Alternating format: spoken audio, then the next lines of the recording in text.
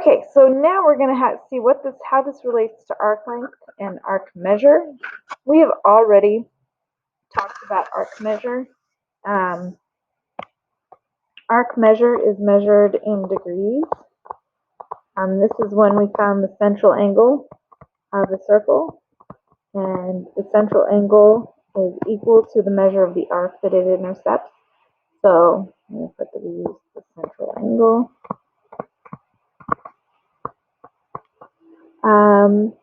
It's always like the largest arc you can have is 360 degrees, so it's a portion of 360 degrees. Okay? So it'll always be less than 360. So then the arc length, if you think length, we measure length in inches, millimeters, centimeters, miles. So this one is actually a linear measure, which means we measure it in a line. And we can use centimeters, millimeters, miles, all those things. So instead of being a portion of 360, it's going to be a portion of the circumference.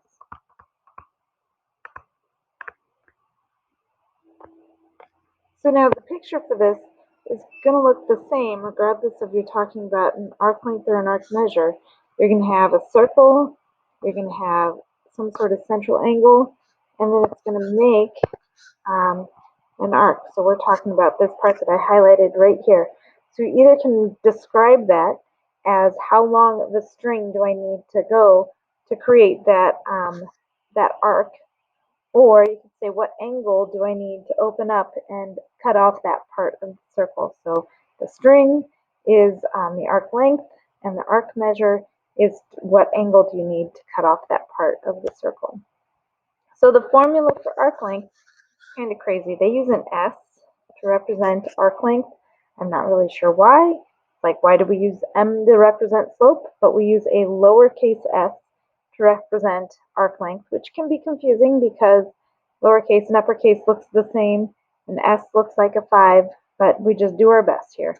The formula is you take whatever the angle is, the central angle. So in this picture, I just labeled it, it's the angle by P. You divide it by 360, and you're going to multiply it by the circumference. Okay, so this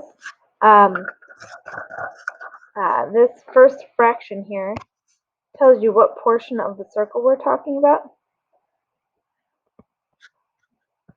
So this is what portion of the circle are we talking about? This is symbol for circle. And then C, of course, stands for circumference. So you can use either of the circumference formulas. You can either use pi times diameter or 2 times pi times the radius. We usually use the latter, so I will write that out for you as well. So it'll be 2 times pi times the radius. Okay, let's try a couple of these questions. So this one says, what is the length of a semicircle with a radius of 1.3? Leave your answer in terms of pi. So it says semicircle. You'll notice there's not an angle. Semicircle means it's half of the circle.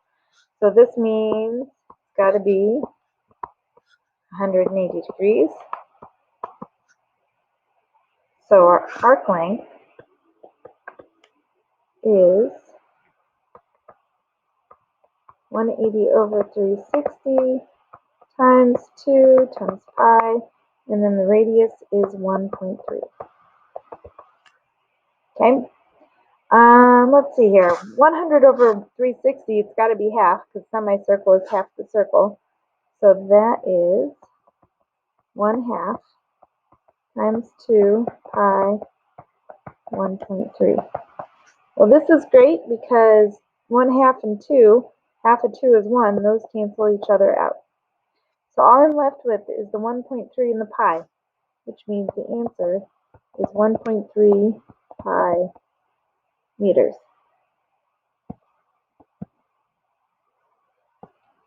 And that's it. It says leave your answer in terms of pi, so we do not want to put pi in our calculator. Okay, example 5. We're going to do bang out a couple more examples of this. So this one we need to find the arc length of PR. It doesn't say here. I'm going to go ahead and round my answers to the nearest hundredth. So for this one, our formula, we're going to say the arc length is the angle over 360 times 2 pi times the radius. Okay, so I just put that whole thing in my calculator, and you might want to make sure that you can do the same and see if you get the same answer as me. I got 20.94 inches.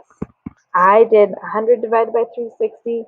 I pushed enter, and then I did times 2 times pi times 12, and got 20.94. Okay, next one, we know that the arc length is 6.5.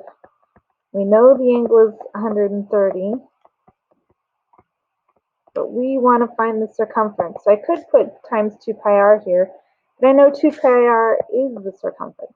Okay, so we have 6.5 equals 130 over 360 times c. To solve this one might look a little tougher. Fractions can kind of be intimidating. Multiply both sides by 360, and that'll get the denominator to cancel out. 360 times 6.5 is 2,340 equals 130c. Then you divide by 130, and I got that the circumference is 18 meters. And that's all we need for that one. Okay, for this one we need to find the measure of the arc. Remember, the measure of the arc is the same thing as the angle there, so we're basically solving for theta, for the angle that makes the arc. So I've got that the arc length is 21. We don't know theta. And then we do times 2 pi times 14.32. I would start this the same way as the last one. I don't like fractions, so I'm going to multiply both sides by 360. So those cancel out. You get 360 times 21 is 7,560 equals theta times. I went ahead and did 2 times 14.32. That gives me 28.64 pi. And then to find theta, I divided both sides by 28.64 pi. And I got theta is 84.02. Okay, so I want you to try this problem. Pause your video, come back when you think you know the answer. Okay, this is the exact same problem that they did before. They used 4 as the diameter when it should be the radius. No, they used 4 as the radius when it should have been the diameter. Sorry. I wrote down 4 is the diameter.